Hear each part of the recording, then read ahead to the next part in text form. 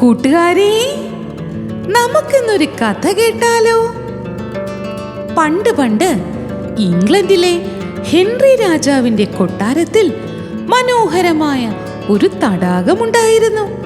അതിൽ ധാരാളം താമരപ്പൂക്കളും നീന്തി തുടിക്കാൻ കുറേ സ്വർണ്ണ നിറമുള്ള അരയന്നങ്ങളും ഉണ്ടായിരുന്നു. രാജാവിന് ഈ അരയന്നങ്ങളെ വലിയ ഇഷ്ടമായിരുന്നു. അരയന്നങ്ങൾക്ക് കാവലായി അദ്ദേഹം കൊട്ടാരത്തിലെ കാവൽക്കാരെ നിർത്തിയിരുന്നു. എല്ലാ മാസവും ഓരോ സ്വർണ്ണത്തൂവലുകൾ വീതം അരയന്നങ്ങൾ രാജാവിന് സമ്മാനമായി നൽകിയിരുന്നു. അങ്ങനെ സന്തോഷകരമായ നാളുകൾ കഴിയവേ ഒരു ദിവസം കൂട് നഷ്ടപ്പെട്ട ഒരു സ്വർണ്ണ പക്ഷി അതുവഴി പറന്നു വന്നു. മനോഹരമായ താമരപ്പൂക്കൾ നിറഞ്ഞ തടാകവും അരയന്നങ്ങളെയും കണ്ട് ആ തടാകത്തിൽ താമസിക്കാൻ ആ സ്വർണ്ണപ്പക്ഷി അവിടേക്ക് എത്തി. പക്ഷേ തടാകത്തിലെത്തിയ സ്വർണ്ണപ്പക്ഷിയെ അരയന്നങ്ങൾക്ക് ഇഷ്ടപ്പെട്ടില്ല. അവർ കൂട്ടത്തോടെ സ്വർണ്ണപ്പക്ഷിയെ കൊത്തി ഓടിച്ചു. സങ്കടത്തോടെ സ്വർണ്ണപ്പക്ഷി കൊട്ടാരത്തിലേക്ക് പറന്നു ചെന്ന് രാജാവിനോട് സങ്കടം പറഞ്ഞു. മഹാരാജാ, ഞാൻ അങ്ങയുടെ കൊട്ടാരത്തിലെ തടാകത്തിൽ താമസിക്കാൻ വന്നതാണ്. പക്ഷേ അതിൽ താമസിക്കുന്ന സ്വർണ്ണ അരയന്നങ്ങൾ എന്നെ കൊത്തി ഓടിച്ചു. അവർ പറയുന്നത് ആ തടാകം അവരുടേതാണെന്നാണ്. എന്നെ അതിലിറങ്ങാൻ പോലും സമ്മതിക്കുന്നില്ല. അങ്ങനെ സഹായിക്കണം. ഇത് കേട്ട് രാജാവിന് ദേഷ്യം വന്നു. അദ്ദേഹം കോപം കൊണ്ട് വിറച്ചു. ആരിവിടെ? തടാകത്തിലെ സ്വർണ്ണ അരയന്നങ്ങളെ ഉടൻ തന്നെ കൊട്ടാരത്തിലേക്ക് കൊണ്ടുവരൂ.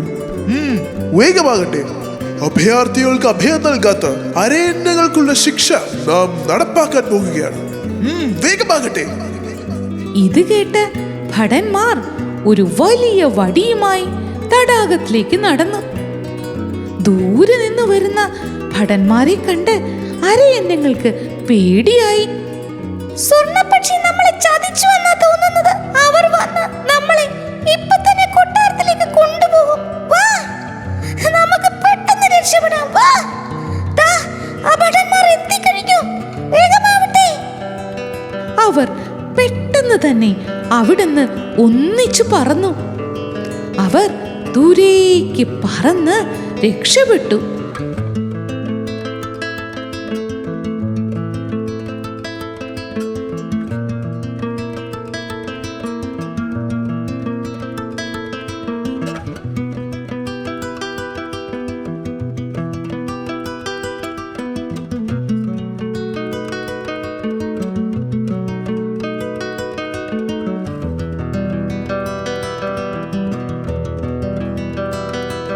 കൂട്ടത്തിലുണ്ടായിരുന്ന മുതിർന്ന അരയന്നം പറഞ്ഞു, ഒന്നും വേണ്ടായിരുന്നു. ആ സ്വർണ്ണപ്പക്ഷിയെ കൂടി നമ്മുടെ കൂടെ താമസിപ്പിച്ചിരുന്നെങ്കിൽ നമുക്ക് സുഖമായി കൊട്ടാരത്തിലെ തടാകത്തിൽ താമസിക്കാമായിരുന്നു. ഇനിയിപ്പോ എന്തു ചെയ്യും?